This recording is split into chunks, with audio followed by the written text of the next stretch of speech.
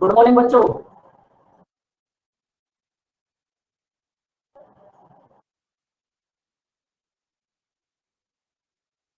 कैसे हो बच्चों? कैसा रहा आपका 2-3 दिन का टाइम?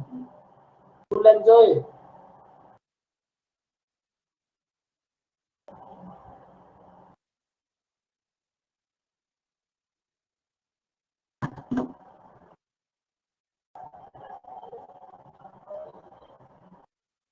इतनी शांति क्यों है भाई? ऐसा क्या हुआ? आज सुबह सुबह उठना पड़ा इसलिए दुखी हो क्या?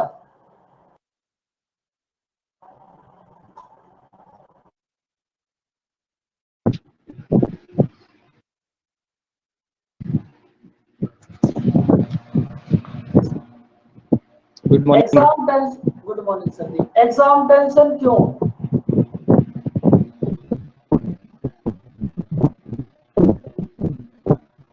बच्चों आप सबसे पहले ये बताओ, आपको ज्योमेट्री, अलजेब्रा और ट्रिग्नोमेट्री के क्वेश्चंस मिले होंगे। वो मिले भी या फिर नहीं मिले? मिले। उसमें से अलजेब्रा वाले क्वेश्चंस तो आप सभी ने ट्राई किए ही होंगे, और ट्रिग्नोमेट्री वाले भी। जी सर, ट्रिग्नोमेट्री वाले नहीं किए सर। क्यों? वो हमारा नहीं ना, हम लोग मीन्स मेरे को तो समझ ही नहीं रहा था। मैंने आपसे बोला था ना, आप एक बार उसका थोड़ा थोड़ा वीडियो देखो। हाँ सर, अभी स्टार्ट है, इन प्रोसेस है सर। ओके। देखो अदिति, टेंशन नहीं लेते, टेंशन लेने से कुछ भी नहीं होता। जो एग्जाम में आएगा बस उसको पढ़ते चलो बस। और ये बात मैं आपको स्टार्टिंग से ही समझाता हूँ, एग्जाम में जो भी आएगा वो सब फिक्स है। और बच्चों इस बार के मॉक टेस्ट में तुम्हारा स्कोर, ये क्या पूछ लिया? बताओ बच्चों।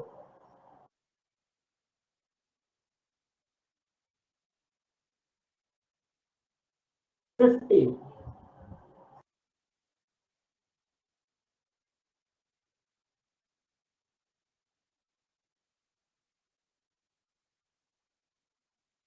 58? भाई बाकी सब भी बोलो। देखो एक बात आप समझ लो, आप कितना भी पढ़ लो, दिन रात एक कर लो, जब तक आप एग्जाम से पहले 50 मार्क्स नहीं दोगे तब तक आपका सिलेक्शन 100% नहीं होगा। और बिल्कुल भी नहीं होगा, दुनिया में कोई भी नहीं करा सकता। देखो क्यों? एक सब्जेक्ट है हमारे पास, रीजनिंग। रीजनिंग के लिए ना तुम्हें किसी भी चीज की कोई जरूरत नहीं है। आप क्या करो, बस मॉक टेस्ट देते रहो, 50 आउट ऑफ 50 अपने आप हो जाएंगे। क्योंकि रीजनिंग के लिए बहुत कम ऐसे टॉपिक्स हैं जो आपको पढ़ने पड़ते हैं। रीजनिंग बस एक ऐसा सब्जेक्ट है, कुछ भी नहीं करना, मॉक टेस्ट देते रहो डेली एक मॉक टेस्ट दो। जब आप 11th नंबर या फिर 12th नंबर वाला मॉक टेस्ट दोगे, अगर फर्स्ट मॉक टेस्ट में आपके 5 नंबर्स हैं तो 10th वाले में 40 प्लस अपने आप ही हो जाएंगे। रीजनिंग कुछ भी नहीं मांगता, बस प्रैक्टिस। रीजनिंग में सब होता भी क्या है, मेरी तो आज तक ये समझ नहीं आई। रीजनिंग के लिए बस तुम्हें प्रैक्टिस करनी है। अब देखो, अगर तुम्हारा स्कोर, एक बात समझो, अगर तुम्हारा स्कोर 58 है या फिर 50 है, इसका मतलब तुम्हारा स्कोर तो इतना भी नहीं है जितना स्कोर रीजनिंग में आना चाहिए। समझ रहे हो ना बात? इसका मतलब आप मॉक टेस्ट देना स्टार्ट करो। और उसमें भी देखो, हमारे पास एग्जाम क्रैक करना इतना इजी है ना, मैं आपको फर्स्ट डे से समझा रहा हूँ। मॉक टेस्ट दो, इससे तुम्हारा स्ट्रॉन्ग क्या होगा देखो। आप इस बात को भी समझ नहीं ले या फिर फेल हो जाओगे अगर आप मॉक टेस्ट नहीं दोगे तो। देखो रीजनिंग के लिए तुम कुछ भी मत करो, दुनिया में कुछ मत करो, बस मॉक टेस्ट देना स्टार्ट कर दो। 1 मंथ तक डेली मॉक टेस्ट दो। मॉक टेस्ट दो, उसका एनालिसिस करो, मॉक टेस्ट दो, उसका एनालिसिस करो। रीजनिंग के लिए इससे ज्यादा रीजनिंग में कुछ भी जरूरत नहीं होती, एसएससी के लिए तो बिल्कुल नहीं होती।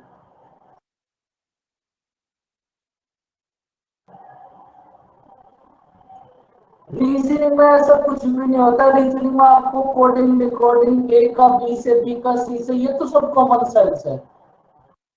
रीजनिंग के बाद आपके देखो, रीजनिंग टोटल मॉक पे बेस होगा। उसके बाद आप इंग्लिश में देखो, क्लोज टेस्ट। क्लोज टेस्ट के हमारे पास कितने क्वेश्चन आएंगे? 5। 2 questions correct spelled, 2 question सिनोनियम।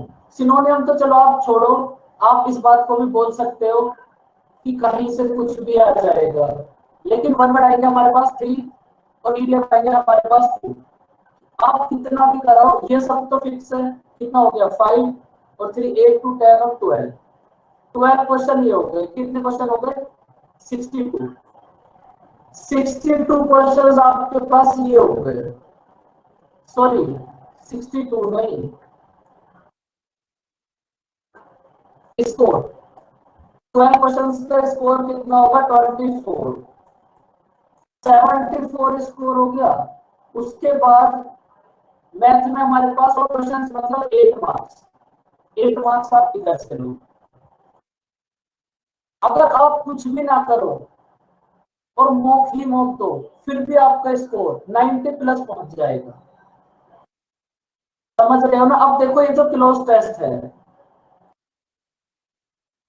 Cloze test spelling देखो, ये सिनोनियम एंटोनियम, अब ये तो रटना ही पड़ेगा। और मैथ में बस वो 300 क्वेश्चन कर लेना जो आपको पता है। देखो मैथ का भी देख लो, इतना 82 स्कोर हो गया आपका मैथ, सॉरी इंग्लिश और रीजनिंग से। उसके बाद भाई जीएस में भी तो कुछ करोगे ही, जब आप इतना पे कर रहे हो कुछ तो करके ही आओगे कम से कम। ऐसा तो बिल्कुल नहीं है कि कुछ भी ना करके आओ। 25 में से 10 क्वेश्चंस तो करोगे ही बच्चों, सॉरी 5 क्वेश्चंस, 5 क्वेश्चंस मतलब 10 मार्क्स जीएस में, और 5 तो इतना कम तो करना भी पड़ेगा। 92 हो गया तुम्हारा स्कोर जीएस, रीजनिंग और इंग्लिश में। इसके बाद मैथ बचा, मैथ में भी तुम कुछ मत करो, मैं तो ओनली 5 ही जोड़ रहा हूँ। दीप्ति आप तो 9 की बात कर रहे हो, इतना मिनिमम जोड़ रहे हैं, फिर भी आप स्कोर को देखो कितना होना चाहिए आपका। उसके बाद देखो मैथ में ज्योमेट्री से 3 क्वेश्चन आएंगे, ट्रिग्नोमेट्री से 3 क्वेश्चन आएंगे, अलजेब्रा से 3 क्वेश्चन आएंगे। इतना कर लो, 9 क्वेश्चन मतलब 18 मार्क्स। अब ये 3 चैप्टर इतना एक हमारे पास दिया, इधर उसको तो हमने पहले ही ऐड कर लिया। 9 क्वेश्चन मतलब 18 मार्क्स, 110 स्कोर। देखो अब आप सोचो इतना करने के लिए आपको कितना। Good morning sir. Good morning. तो बच्चों मॉक टेस्ट तो आप दो, अगर मैं आपसे बोल रहा हूँ ना मॉक टेस्ट दो, वरना आप कितना भी पढ़ते रहो कुछ भी नहीं हो पाएगा कभी भी। तो मॉक टेस्ट में अगर तुम्हें एसएससी में सिलेक्शन लेना है तो 2 सब्जेक्ट ऐसे हैं, मैथ और रीजनिंग, जहां आप 100% स्कोर कर सकते हो। जीएस में कभी नहीं कर सकते 100% स्कोर, और इंग्लिश में भी कर सकते हो अगर आपकी अच्छी तैयारी है, लेकिन 100% स्कोर की जरूरत ही कोई नहीं है, हमें थोड़ी ना करना है। तो बच्चों मॉक टेस्ट दिया करो, ऐसा कभी मत सोचा करो कोर्स कंप्लीट हो जाएगा उसके बाद मॉक टेस्ट देंगे, कोर्स कभी कंप्लीट नहीं होता। तो आपसे 2 साल पुराने बच्चे हैं उनसे बात करके देखो कोर्स पूरा हुआ नहीं। बिल्कुल टायर 1 के मार्क्स होते हैं, और जो भी लीड बनेगी वो टायर 1 में ही बनेगी, क्योंकि टायर 1 में आपके पास 4 सब्जेक्ट्स होंगे और टायर 2 में 2 सब्जेक्ट्स होंगे, वो भी मैथ और इंग्लिश। और इन दोनों को तो आपने प्री में भी पढ़ा होगा, अब मेंस के लिए कुछ अलग से थोड़ी ना पढ़ोगे, बस प्रैक्टिस। देखो नेगेटिव मार्किंग तो है ही 1/4 की, लेकिन मैं आपको ये समझा रहा हूं अगर आप मॉक टेस्ट दोगे तो 110 या फिर 105 इतना स्कोर तो ऐसा है जहां तक आप खुद ही पहुंच जाओगे, और जब आप यहां पहुंच जाओगे ना फिर आप धीरे धीरे खुद से आगे चलते चले जाओगे। तो आप मॉक टेस्ट दिया करो। मेरी जो समझ में ये नहीं आता एसएससी की रीजनिंग से बच्चे घबराते क्यों। देखो एसएससी में तो बड़ा ही इजी क्वेश्चन आता है हमारे पास डीआई का, टेबुलर डीआई, वो भी आपको बता दिया 90% चांसेस है कि टेबुलर डीआई। तो सबसे ज्यादा फोकस तो टेबुलर डीआई पर करो, और बाकी में 80% सबको देख लो। मॉक टेस्ट नहीं दोगे ना जब तक बात बनेगी नहीं, इस बात को ध्यान रखो। इतना भी पढ़ते रहो कुछ होगा थोड़ी ना।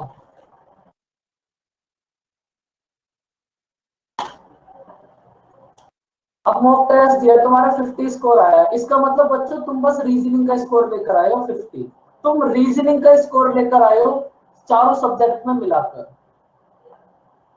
फिर क्या प्रिपरेशन है आपकी, चाहे आपका बैच कभी भी स्टार्ट हुआ हो, लेकिन रीजनिंग, क्लोज टेस्ट, डीआई, ये 3 ऐसी चीजें हैं जिसके लिए तुम्हें कभी किसी की जरूरत नहीं होगी, मतलब एसएससी के पॉइंट ऑफ व्यू से। एसएससी के रीजनिंग में ऐसा होता ही क्या है जो आप मॉक टेस्ट नहीं देते।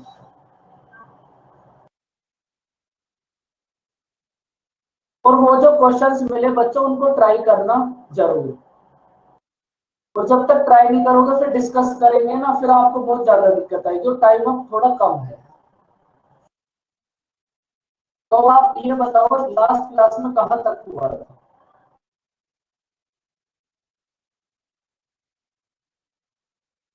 बच्चों मॉक टेस्ट दिया करो, आप कुछ भी मत दो, आप रीजनिंग तो कर लो मॉक टेस्ट में, रीजनिंग में 50 आउट ऑफ 50 पहुंचाओ, बस सिलेक्शन हो जाएगा। तो डेली मॉक टेस्ट कहाँ मिलेंगे, जैसे अभी तो हम लोग सैटरडे सैटरडे में मिल रहे हैं। तो प्रीवियस ईयर तो ऑफलाइन बुक परचेज कर लो। हाँ सर, उसका तो चालू है, वो तो लिए हैं, वो उसका मीन्स उसमें से क्वेश्चन ढूंढ ढूंढ के हम कर रहे हैं वैसे भी। बिल्कुल, देखो रीजनिंग में क्वेश्चन मत ढूंढना, मैथ में आप ढूंढ सकते हो, लेकिन रीजनिंग, एसएससी के रीजनिंग में कुछ मत ढूंढना, सीधा करो और जो आए पीछे से देखो। एसएससी की रीजनिंग तो फ्री की है एकदम हमारे पास।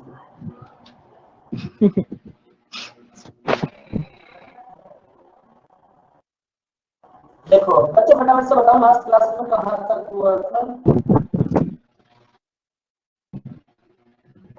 11 तक, 11 के बाद हमारे पास, चलो 11 का, 11 में बच्चों ने ये क्वेश्चन करा था, 99 डिजिट्स का हमारे पास कोई नंबर है, इसको 11 से डिवाइड करना है, बताओ। ये क्वेश्चन करा था बच्चों ने? नहीं सर। नहीं, तो किसी को देखो, देखो जो क्वेश्चन आपको लास्ट क्लास में कराए थे, 11 की डिविजिबिलिटी 8 और 9, प्री में हमारे पास वहां से एक क्वेश्चन नंबर सिस्टम का 100% है, और अब एक मॉक टेस्ट में वो 2 नंबर भी ऐड कर लो, 112 हो गए। देखो एक क्वेश्चन है, बस आप अच्छे से सुन लो, हमारे पास 99 डिजिट्स का कोई नंबर है, कोई नंबर है, उसकी हमारे पास टोटल डिजिट्स है 99, इस 99 में से फर्स्ट नंबर है हमारे पास 2 और लास्ट नंबर है हमारे पास 2। हमारे पास टोटल डिजिट्स के नंबर है 99, इसमें से फर्स्ट नंबर है 2, लास्ट नंबर है 2, और ये जो बीच वाले जितने भी नंबर्स है ना, ये सारे नंबर इक्वल है, और ये कंप्लीट नंबर है, 11 से डिविजिबल है। तो ये मिडिल वाले नंबर क्या होंगे?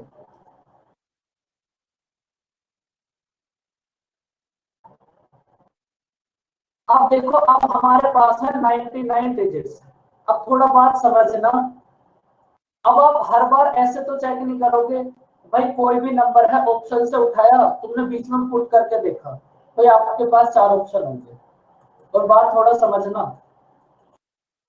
अब 99 डिजिट्स का नंबर है और 11 से कंप्लीट डिविजिबल है, ये बात हमें गिवन है, हमारे पास ऑप्शन होंगे। अब आप ऐसा तो करोगे नहीं कि ऑप्शन ए उठाया सपोज 8, अब 8 को हमने पुट करा 97 टाइम्स, उसके बाद इवन को ऐड करा, ओड को ऐड करा, फिर उनका डिफरेंस चेक करा। अब ऐसे तो आप चेक करोगे नहीं, या फिर किसी ने इतनी हिम्मत की है, बताओ।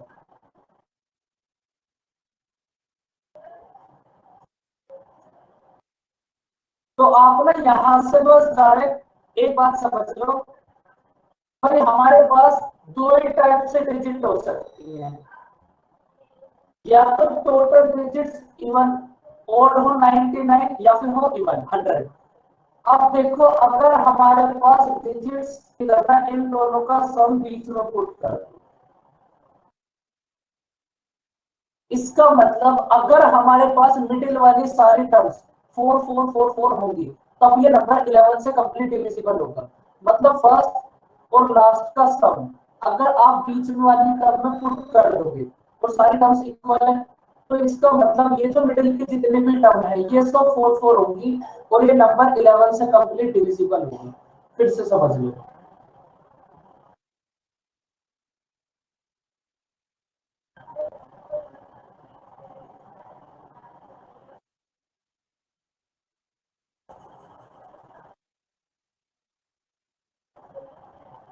देखो हमारे पास यहाँ से दो ही कंडीशन हो सकती है और प्री में तो ऐसा क्वेश्चन आएगा भी नहीं। देखो हमारे पास यहाँ पर 99 नंबर्स है मतलब ओड। अगर हमारे पास कभी भी ओड नंबर्स हैं तो आपको कुछ नहीं करना, फर्स्ट और लास्ट डिजिट का सम बीच में फिल कर दो बस। तो ये कंप्लीट नंबर 11 से अपने आप ही डिविजिबल हो जाएगा। ये बात समझ आई बच्चों?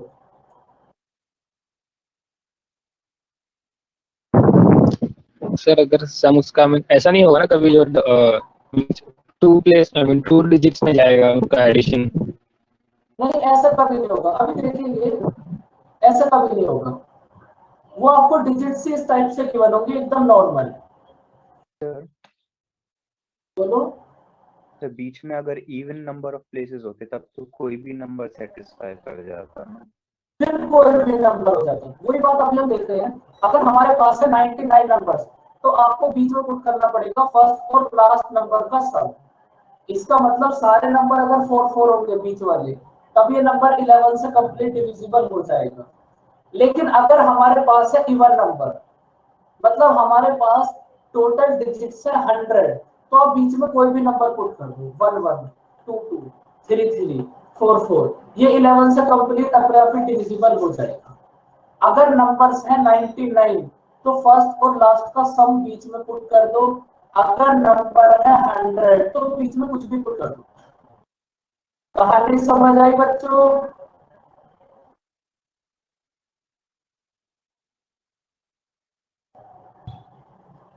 सर जी सर इसमें ऐसा कोई रूल है क्या कि हमें कोई भी मतलब 99 ये सब होगा तो सिर्फ 4 4 और 2 2 ही आएगा? ऐसा तो कुछ नहीं है ना, मतलब ये वाला थोड़ा।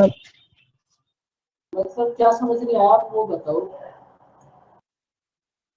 99 में आपने ये बीच में 4 4 कैसे लगाया, मतलब एज अ रूल या फिर? ये रूल को सेटिस्फाई करेगा। देखो अब फिर से समझ लो, अगर हमारे पास 99 डिजिट्स है, इसमें से फर्स्ट नंबर हमारे पास 6 है, लास्ट नंबर हमारे पास 3 है और ये कंप्लीट नंबर 11 से डिविजिबल है, तो मिडिल वाली टर्म कितनी होगी इस वाली? बताओ।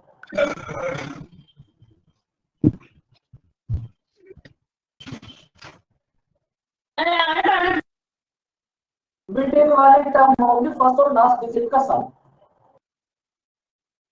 अब इसको आप चेक मत करने लगना, कभी आप 99 डिजिट्स को नोट करो उसके बाद कैलकुलेटर लेकर बैठो। इससे अच्छा आप फटाफट से रीजनिंग का एक सेट कर देना या फिर मैथ में टीआई कर देना।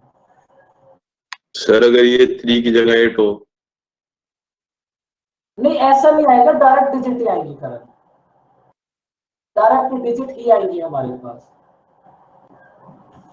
Okay sir.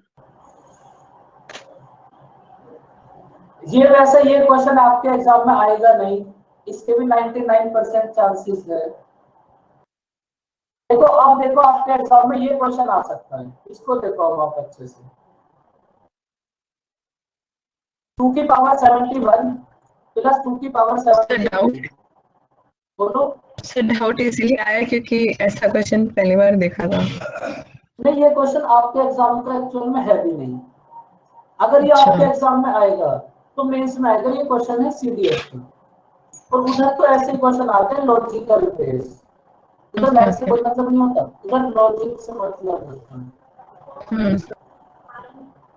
इसलिए बस अगर कभी आ जाए याद रखना, अगर 99 डिजिट्स है तो इन दोनों का सम बीच में पुट कर दो, अगर 100 है तो कुछ भी बीच में पुट कर दो।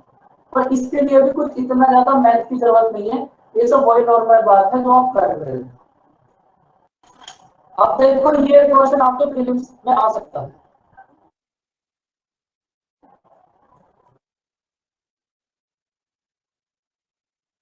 देखो हमें ये बताना है ये जो कंप्लीट नंबर होगा ये किससे डिविजिबल होगा, करो फटाफट से भाई।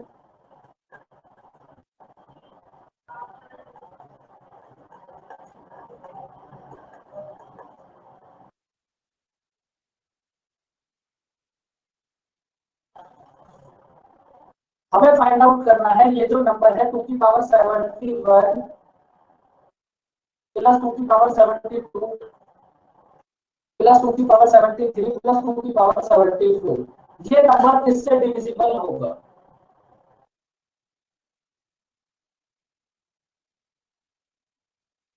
बताओ कैसे करोगे इस question? Sir unit digit calculate करेंगे। उससे भी इजी मेथड हो सकता है इसका। तो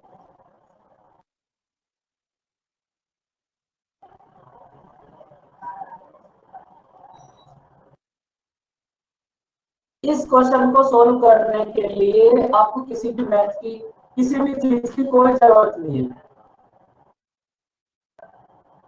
3 से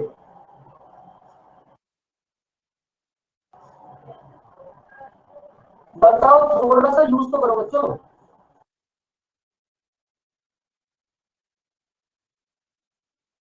सर 10 देखो आप क्या करो, बोलो अनिमेश।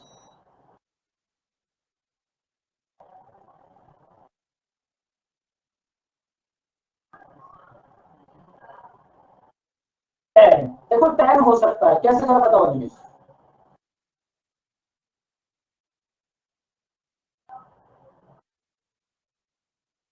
सर वही है, यूनिट डिजिट 0 आ जाए इसका, अगर मतलब वैसे देखेंगे ना 2 की पावर जो है उसको रिड्यूस करते थे हम यूनिट प्लेस कैलकुलेट करने के लिए। देखो इस क्वेश्चन को ना आप डायरेक्ट ऐसे भी कर सकते हो भाई, आप ना कुछ कॉमन ले लो, इन सब में से आप कितना कॉमन ले सकते हो? सर हम कॉमन लेकर क्यों बनाए, तो 15 है तो 15 तो 3 से डिविजिबल है, इसलिए क्योंकि 2 की पावर 71 को कॉमन लिया तो आया मेरे पास 1 + 2 की पावर 2 ऐसा कुछ। मैं ना इस क्वेश्चन के लिए आपको एक लॉजिक समझा देता हूँ। इस टाइप के क्वेश्चन में जब भी आपको कुछ कॉमन लेना हो, इस बात को याद रखना, इस टाइप का क्वेश्चन है, और जब भी आपको कुछ कॉमन लेना हो तो जो हमारे पास सबसे कम पावर है ना उससे एक कम पावर कॉमन लो। सबसे कम पावर कितनी है हमारे पास? 71, तो हम कॉमन कितना लेंगे? इससे एक कम पावर।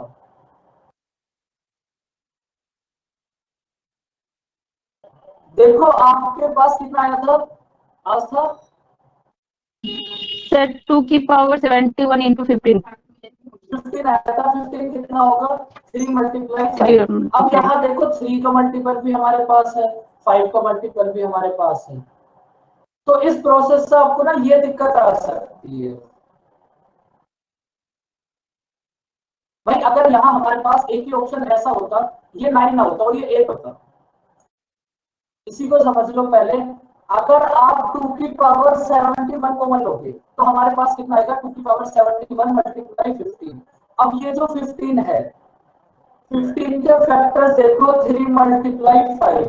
अब अगर क्वेश्चन में हमारे पास एक ही ऑप्शन ऐसा होता जो या तो 3 का मल्टीपल होता या फिर 5 का मल्टीपल होता, तो वही आंसर होता। अब देखो जैसे ऑप्शंस हमारे पास में ये होते, अब इनमें से बताओ अगर ये ऑप्शंस होते तो आंसर क्या होता?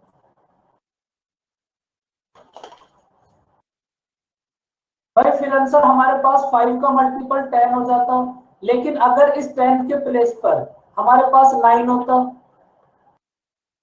9 और 8, तब हमारा आंसर क्या होता? फिर हमारा आंसर 9 हो जाता। लेकिन इस क्वेश्चन में तो हमारे पास दोनों ही वैल्यूज गिवन है, फिर आप कैसे आंसर बता सकते हो? इसलिए आपको अगर इस टाइप के क्वेश्चन को एकदम एग्जैक्ट सॉल्व करोगे ना तो आप क्या करो, अब देखो इस क्वेश्चन में हमारे पास 9, 3 और 5 दोनों का मल्टीपल है, तो इसका मतलब 2 की पावर 71 को अगर आप कॉमन लोगे तो आप आंसर बता नहीं सकते। अगर हमारे पास एक ही ऑप्शन होता जो या तो 3 का मल्टीपल होता या फिर 5 का, तो फिर वही आंसर होता। लेकिन अगर हमारे पास दोनों है तो आप इस टाइप के क्वेश्चन का बस एक मेथड समझ लो, और वो कहीं भी फेल नहीं होगा। जितनी भी हमारे पास पावर्स हैं उनसे एक कम पावर बाहर कॉमन ले लो, उनसे एक कम पावर बाहर कॉमन ले लो।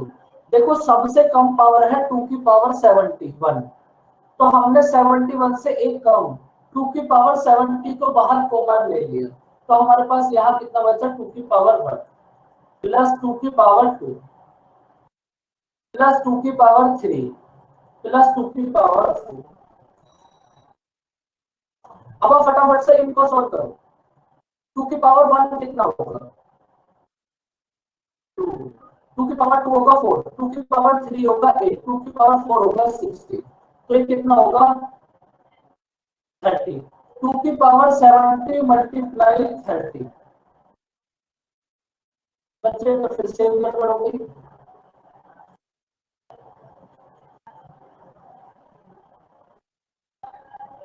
वही तो जो आस्था ने किया था 15 आया था और बाहर 2 की पावर कुछ है, तो हम 2 को और मल्टीप्लाई कर देंगे तो 15 2 से 30 हो जाएगा। लेकिन ऐसा होना नहीं चाहिए ना, एक ही ऑप्शन तो सर एक सेकंड रखो, मैं क्वेश्चन फिर से चेक करता हूँ, मतलब ऑप्शंस। बट सर अगर 30 आ गया तो 10 तो डेफिनेटली ही होगा ना, अगर एक ही ऑप्शन सही है। हम एक बार से एग्जैक्ट ऑप्शंस चेक कर लेता हूँ, प्रीवियस ईयर का क्वेश्चन है।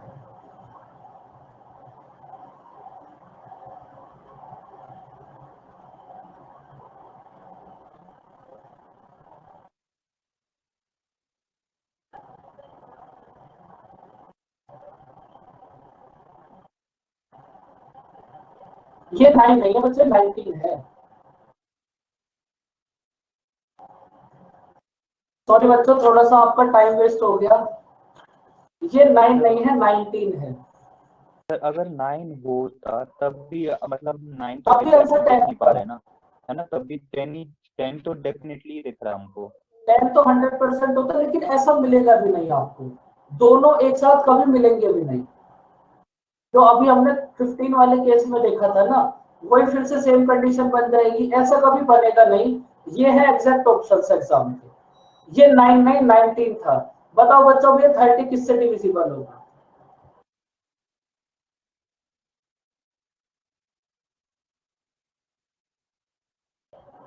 से। तो इस टाइप के क्वेश्चन में बस आपको कुछ भी नहीं करना, जितने भी सबसे कम पावर है उससे एक कम को बाहर कॉमन ले लो, और उसके बाद ना इस टाइप के क्वेश्चन आपको ऑप्शन भी देखने पड़ेंगे, क्योंकि भाई बिना ऑप्शन के आप कैसे बता सकते हो क्या होगा। बताओ बच्चों ये क्वेश्चन समझ में सर ये प्रीलिम्स। सर ये जो आपने 2 पावर 70 कॉमन लिया, ये तो आपने स्प्लिट किया ना, 71 मतलब 70 प्लस 1, 72 प्लस 70 प्लस 2 ऐसे लिया है। टोटल इक्वेशन में से हमने 2 की पावर 70 कॉमन ले लिया, तो यहाँ कितना बचेगा 2 की पावर 1, यहाँ पर कितना बचेगा 2 की पावर 2, यहाँ कितना बचेगा 2 की पावर 3 और यहाँ 2 की पावर 4। सर मतलब वो 70 आपने कैसे लिया, स्प्लिट करके लिया क्या 73 या 74 सबको, वो मैं पूछ हाँ रही हूँ। हमें क्या करना है, देखो कुछ सेकंड क्वेश्चन देखो, उससे समझ आएगा। एक सेकंड बस, एक सेकंड रुको। बताओ बच्चे क्वेश्चन समझ आया? इसी को बार बार करेंगे क्या फायदा होगा? जिनको समझ आ गया उनको थोड़ा और लगेगा। फिर इस टाइप के क्वेश्चन में आपको क्या करना है, जितनी भी सबसे कम पावर है उससे एक कम को आपको कॉमन लेना है बस। अब आप देखो सेकंड क्वेश्चन और इसको ट्राई करना, और अब आप बताना आप क्या बोल रहे थे परिणीति।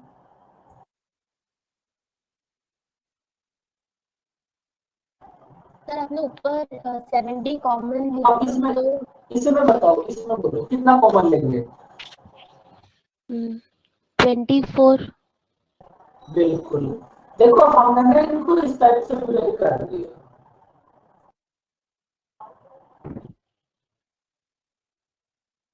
थ्री की पावर 24, ऑप्शंस देंगे सर इसमें भी? इसके ऑप्शंस नहीं है, आप अपना 11 से डिविजिबल है। हाँ बस आप उसी हिसाब से बता दो। भाई कहाँ गया? हाँ सर। देखो अगर हम सब में से 3 की पावर 24 कॉमन लेंगे, ओके।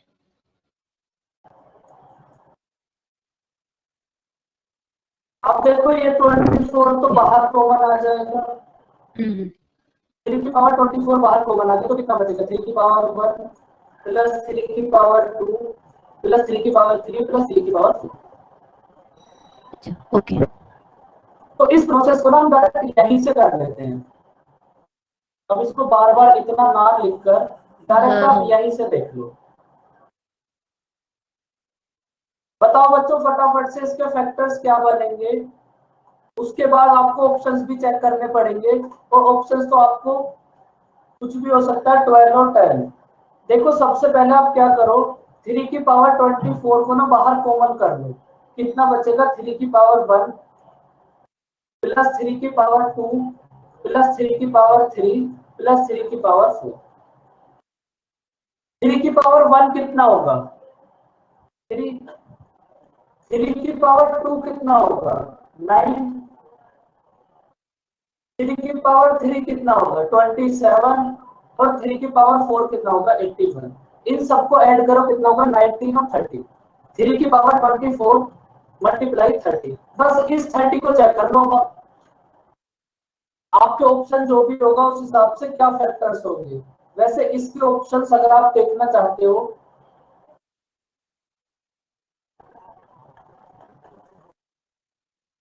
Sir, sorry 120।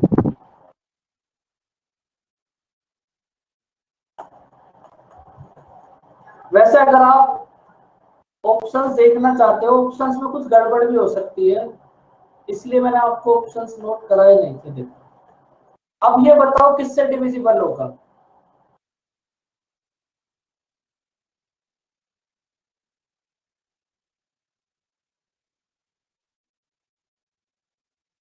क्योंकि ऐसा होता है कि क्वेश्चन बनाने में टाइम नहीं लगता लेकिन उसके ऑप्शंस बनाने में बहुत टाइम लगता है। तो ऑप्शंस एग्जामिनर आपको दे ही देगा, क्वेश्चन तो खुद से बनाई लेते हैं। तो आपको प्रोसेस करना क्या है वो आप समझ गए, लेकिन एग्जाम में आपको एक ही ऑप्शन मिलेगा। आप एग्जाम में इतने दुखी मत होना, यहाँ जो वैल्यू आएगी उसका बस एक ही ऑप्शन मिलेगा। सबसे कम पावर से एक कम को आप बाहर कॉमन कर लो और बस फैक्टर्स कर दो, आंसर आ जाएगा। बात समझ आई बच्चों?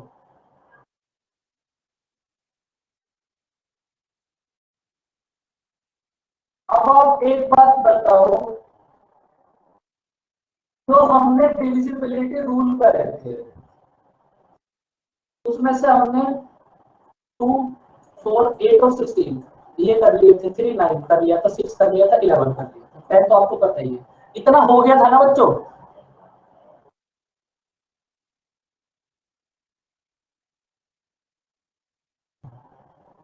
Yes sir. आगे की बातें समझ लो, मतलब आपके एग्जाम से थोड़ी सी आगे की बातें हैं लेकिन समझ लो। हमारे पास अभी कितने नंबर्स और बचे? जो देखो एक तो है 7। सबसे पहले ना आप इस 7 को समझ लो। देखो आजकल क्या है, 7 तो चलो 1 से लेकर 10 तक के बीच में ही है, वो तो आपको पता भी होना चाहिए। लेकिन आजकल कुछ नंबर्स हमारे पास ऐसे हैं, अगर डायरेक्ट आपको उनका डिविजिबिलिटी रूल याद है तो डायरेक्ट ऑप्शन चेक करोगे और आंसर आ जाएगा।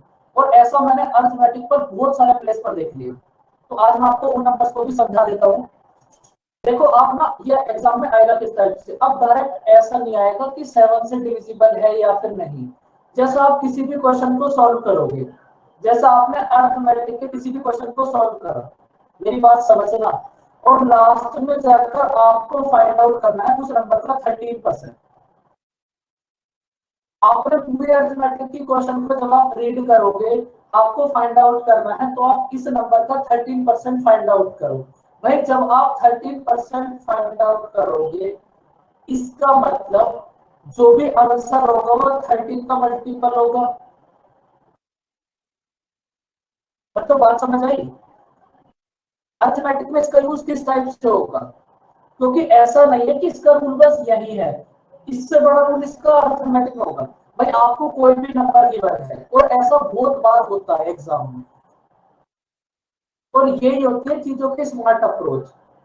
आप ऑप्शन रीड करो, क्वेश्चन आपने रीड करा, आपको फाइंड आउट करना है, आप इस नंबर का 19% फाइंड आउट करो, तो आप पूरा क्वेश्चन सॉल्व मत करो कभी भी, आप डायरेक्ट ऑप्शन चेक करो।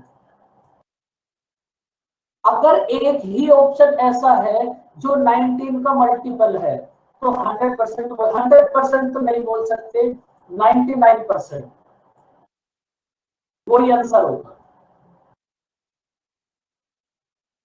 भाई जब एक ही ऑप्शन ऐसा है जो हमारे पास 19 का मल्टीपल है, और लास्ट में जाकर आपको फाइंड आउट भी नंबर का 19% ही करना है, तो वही आंसर होगा ना बच्चों। फिर बच्चों बात कुछ दिमाग में आई, अर्थमेटिक में यूज कैसे करोगे?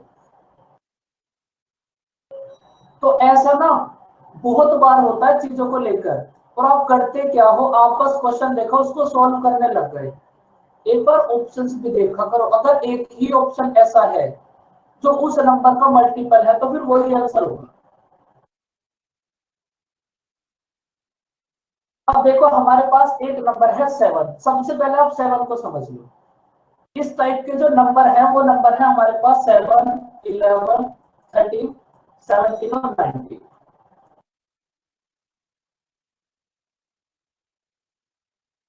इसमें से 11 हो गया, अब ये जो 7 भी अभी हो जाएगा। ये जो रिमेनिंग 3 नंबर्स है ना, इनका यूज आजकल बहुत ज्यादा होने लगा, मतलब डायरेक्ट आप ऑप्शन चेक करोगे ना, वहां से भी आंसर निकल जाएगी। तो आप इनको भी फटाफट से एक बार समझ लो।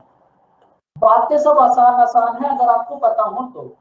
देखो आप क्या करोगे, आपको चेक करना है 5, 6, 4, 3 और 6। बात को बहुत ध्यान से समझना, हमें चेक करना है ये नंबर 7 से डिविजिबल है या फिर नहीं। तो कैसे चेक करोगे?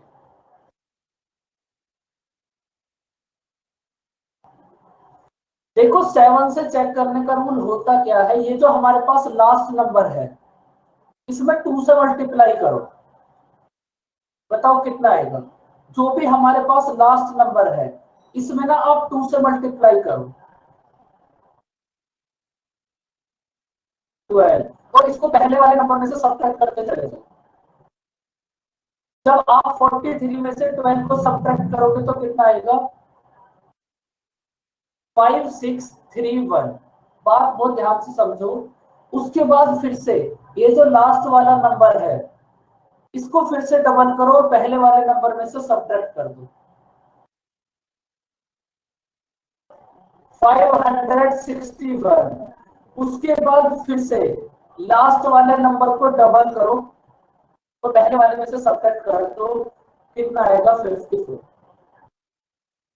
अगर आपके पास बीच में भी कोई ऐसा नंबर आ जाए जो 7 से डिविजिबल हो, तब वो नंबर 7 से डिविजिबल होगा, अदरवाइज वो नंबर 7 से डिविजिबल नहीं होगा। 54 तक की बात समझ आई बच्चों?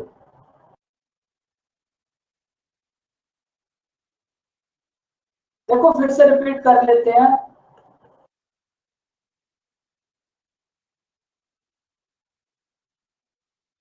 और एक बार सीपीओ में तो बड़ा ही अच्छा क्वेश्चन आया, मतलब लास्ट ईयर, बहुत अल्टीमेट लेवल का क्वेश्चन। वंस मोर देखो, ये नंबर हमारे पास है, हमें चेक करना है ये नंबर 7 से डिविजिबल है या फिर नहीं। कुछ नहीं करना, लास्ट वाले नंबर को डबल करते चले जाओ और पहले वाले नंबर में से सब्ट्रैक्ट।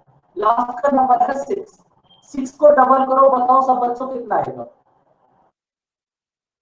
लास्ट वाले नंबर को डबल करना है बस, 12 आया। 12 को 43 में से सब्ट्रैक्ट कर दो।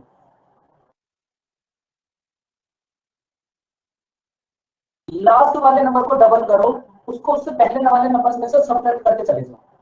लास्ट वाला नंबर है 1, 1 का डबल कितना होगा? 2, 2 को इसके पहले वाले नंबर में से सब्ट्रैक्ट कर दो। फिर से हमारे पास लास्ट नंबर कितना है? 1, फिर से इसको डबल करो, पहले वाले नंबर में से सब्ट्रैक्ट कर दो, कितना आएगा? 54। अब आप ये बताओ, ये जो 54 है ये 7 से डिविजिबल है या फिर नहीं?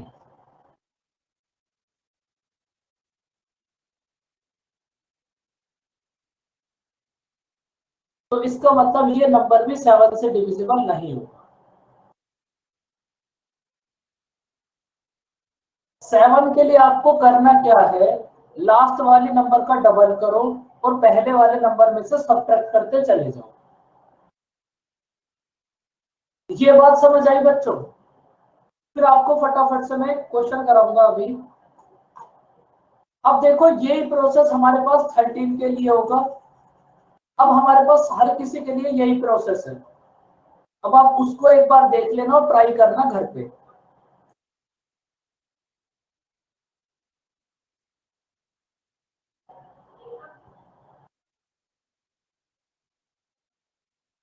एट रहा तो वो मतलब, अब देखो हमारे पास है 54।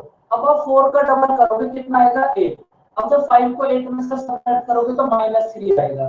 तो वहां तक जाने का कोई लॉजिक ही नहीं। देखो इसका मतलब क्या है, समझो।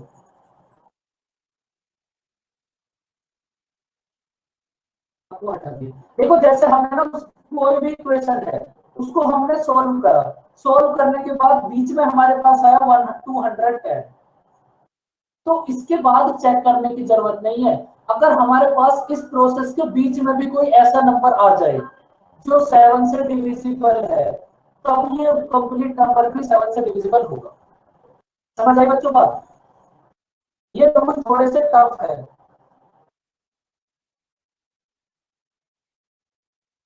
ये बात समझ आई बच्चों? थोड़ा टफ तो है सर, अब सब कुछ एक साथ ऐसा लग रहा है याद नहीं हुआ। देखो करना तो पड़ेगा। ये वो बातें हैं नहीं, जो ये नॉर्मल वाला बच्चे थोड़ा नहीं समझ करते। आया जो अभी बताया आपने। थोड़ी सी प्रैक्टिस, कोई भी नंबर लेना, थोड़ी सी प्रैक्टिस करना, उस पर खुद से क्लियर हो जाएंगी बातें। भाई आपको यही तो चेक करना है 7 से डिविजिबल है या फिर नहीं। कोई भी नंबर लिख लो, उसको ट्राई करना, उसके बाद कैलकुलेटर से चेक कर लेना आपका आंसर सही है या गलत है।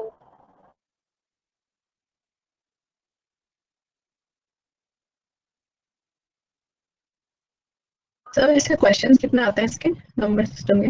नंबर सिस्टम के हमारे पास 2 से 3 क्वेश्चन आएंगे और उसमें से भी एक क्वेश्चन तो हमारे पास सिंप्लीफिकेशन में से आ जाएगा और एक क्वेश्चन हमारे पास आ जाएगा जो हमने 11, 8 और 9 का रूल करा था। अब अच्छा, आपको वो एक क्वेश्चन बचा, वो कहीं से भी आ सकता है। दोनों में, CHSL और CGL में? एकदम सेम। ओके।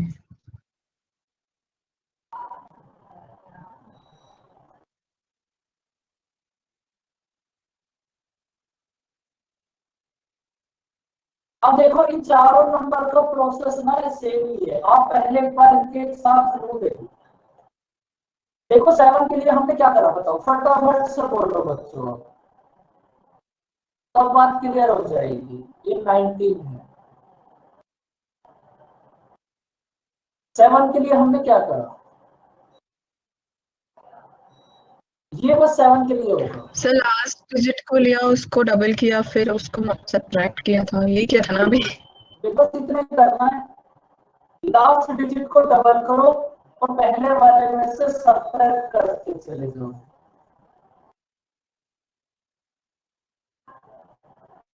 एक काम करते हैं तो अभी टाइम कम है, इसी के ऊपर बेस कुछ क्वेश्चन देख लेते हैं, फिर ये हो भी नहीं पाएगा।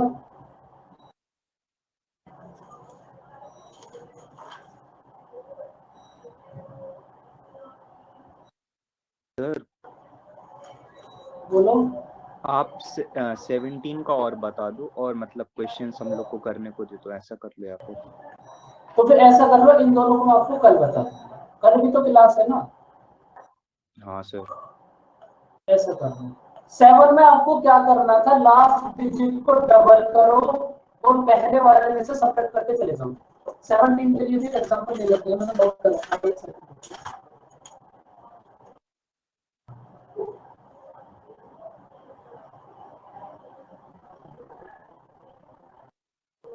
17 के लिए देखो हमें करना क्या है,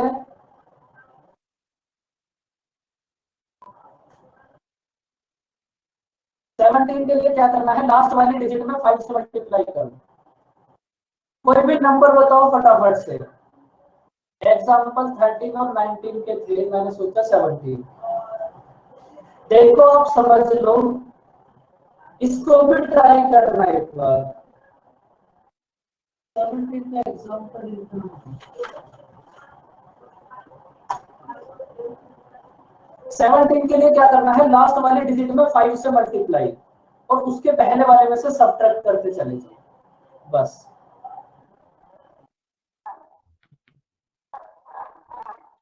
सर 9554। बात तो सेम है।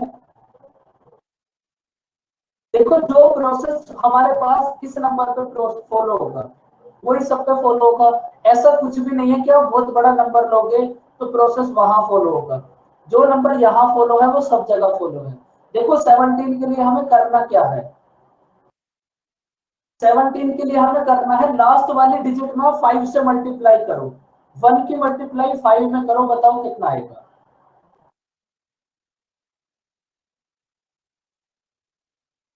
लास्ट वाले डिजिट में 5 से मल्टीप्लाई करो और उसके पहले वाले डिजिट में से सब्ट्रैक्ट कर दो।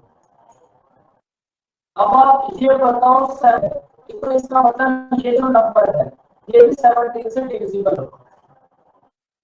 लास्ट वाले डिजिट में 5 से मल्टीप्लाई और उसके पहले वाले डिजिट में से सब्ट्रैक्ट। 17 के लिए 7 के लिए लास्ट वाले डिजिट में 2 से मल्टीप्लाई और उसके पहले वाले डिजिट में से सब्ट्रैक्ट। दोनों बातें समझ आई बच्चों? बाकी दोनों करेंगे कल, वरना आप कंफ्यूज हो जाओगे। उनका प्रोसेस भी सेम ऐसा ही होगा, कोई नंबर उनमें ऐड होगा, वो हम कल ही बताएंगे। तो बच्चों यहां तक की कहानी समझ आई?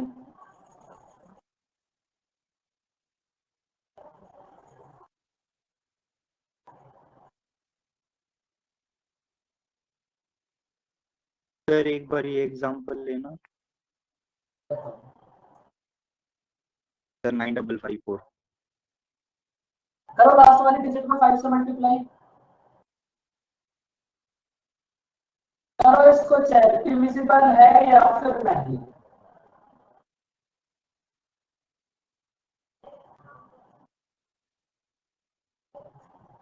लास्ट वाले डिजिट में 5 से मल्टीप्लाई करो, पहले वाले डिजिट में से सब्ट्रैक्ट करके चले जाओ। सर 20 आया 35, फिर 5 से मल्टीप्लाई कर दो तो 910। अच्छा ओके ओके ओके दिख गया। बस इसी को चेक करना है हमें। अगर ये नंबर 17 से डिविजिबल है तब डिविजिबल होगा, अदरवाइज नहीं। है सर। बस दोनों बातें समझ आई आपको? एक बार फिर से दोनों का एक साथ देख लो। देखो ये बातें थोड़ी सी टफ है, मुझे खुद भी पता है, इनमें थोड़ा सा कंफ्यूजन हो सकता है, लेकिन जरूरी भी है। अगर आप इनको सीख लोगे तो आपको अर्थमेटिक में कहीं ना कहीं हेल्प जरूर मिल जाएगी 100%। मैंने कहीं देखा था इसीलिए मैं आपको समझा रहा हूं। देखो 7 के लिए हमने क्या करा, लास्ट डिजिट में 2 से मल्टीप्लाई और उसके बाद सब्ट्रैक्ट। 17 के लिए हमने क्या करा, लास्ट डिजिट में 5 से मल्टीप्लाई सब्ट्रैक्ट। 7 और 17 के लिए याद रखो 9 और 19 और इनके ऊपर बेस क्वेश्चन वो हम कर देंगे। और बच्चों को अलजेब्रा वाले क्वेश्चंस आप सब कर लो, क्योंकि अब इससे आसान अब कुछ नहीं हो सकता। अब तो देखो आपके पास 1 महीना है बस। सर कौन से क्वेश्चन अलजेब्रा वाले? अलजेब्रा वाले क्वेश्चन सेंड कर थे ना, बहुत थोड़े से ग्रुप में 60 या 70 जितने भी थे, फिर इससे पहले कुछ मत करो, बस उन्हीं को कर लो। फ्री में तुम्हें कहीं दिक्कत नहीं आएगी। और मेरी सर अभी कौन सी चीज का एग्जाम है? CHS है। ओके। अलजेब्रा कर रहा था, मतलब क्वेश्चंस तो नहीं मिले, क्वेश्चन ढूंढता हूँ अभी, और बाकी डाउट थे कुछ, मतलब उसके एक दो थ्योरी वाले पार्ट में, हाँ, मतलब जो डाउट की बात डेरिवेशन कर किए थे लेंगे, हमने। डाउट की बातें कर लेंगे।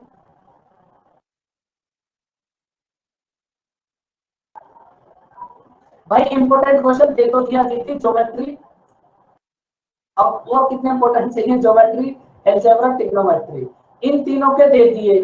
और डीआई के लिए आपको बता दिया टेबुलर डीआई करो डेली 1। सर सिर्फ अलजेब्रा का मिला शायद, ज्योमेट्री और कौन? ट्रिग्नोमेट्री एक ही साथ तो नहीं है सर? बस अलजेब्रा का ही मिला आपको? जी सर, सिंगल मिला सर लिस्टिंग। नहीं सर, दो मिले थे, ट्रिग्नोमेट्री मिला था, ज्योमेट्री मिला था, और एक अलजेब्रा का शायद 12 मिला था। एक बार आप चेक कर लो भाई, अगर किसी बच्चे पे तीनों हो तो आगे फिर आगे से एक सर, बार आगे ग्रुप में सेंड कर। तीनों है। प्री से पहले, प्री से पहले, प्री का बस 1 महीना है, बस इन्हीं को रिवाइज करो बार बार। इन चारों ही चैप्टर्स में से कितने क्वेश्चन आएंगे? 3। अब मैं आपको बहुत बार बता दिया 3 और 4। 13 क्वेश्चंस में से आपका एक भी गलत नहीं होगा 100%। बस इन्हीं को कर लो, फालतू दिमाग चलाना बंद कर दो और रीजनिंग कर लो। बाकी बातें बच्चों हम कल करेंगे। जिनकी 10 बजे क्लास है वो ज्वाइन करो। Thank you sir. ओके बच्चों, bye bye, welcome, take care, मिलते हैं क्लासेस में। बाय बाय बच्चों। और इन तीनों को कर लेना बच्चों, कम से कम अलजेब्रा तो करो, वो तो आपका हो गया क्योंकि टाइम बहुत कम है आपका। ओके बच्चों, बाय बाय।